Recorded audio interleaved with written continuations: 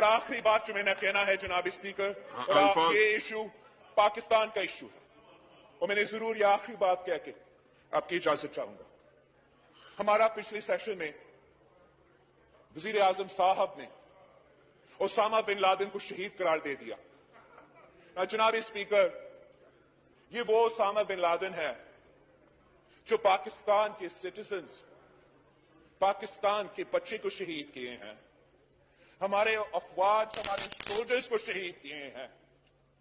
شہید محترمہ بینظیر بھٹو کی قتل کیس سے لے کے کارساز تک، 1993 کی رامسی یوسف کا قاتلانہ حملہ تک، اسامہ بن لادن کا القاعدہ پہ الزام ہے۔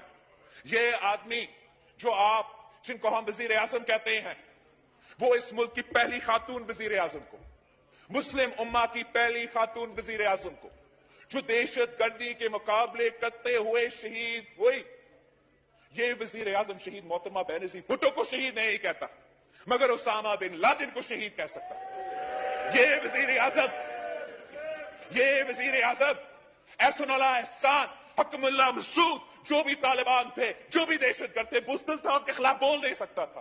اور آپ جو دہشت گرد ہے، جناب اسپیکر، آپ مجھے انٹرپٹ نہیں کر سکتے، اور نہ ہی آپ وزیر اعظم کا دفاع کر سکتے ہو۔ اس نے ہمارے عوام کو انسلٹ کیا ہے۔ اگر وزیر اعظم اس کا رپورٹ کا منسٹر کو بٹھا دے، بٹھا دے رپورٹ کا منسٹر، اس کا اپنا کے پی ٹی ٹرسٹ کہتا ہے کرپٹ ہے اور یہ لیکچر دے رہا ہے۔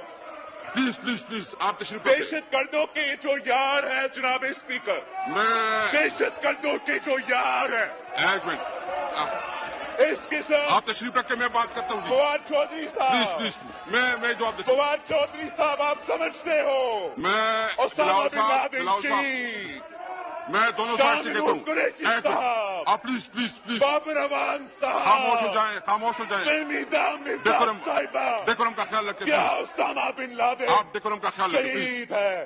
پلیز بلاول صاحب، سوال کا جواب دو۔ یہاں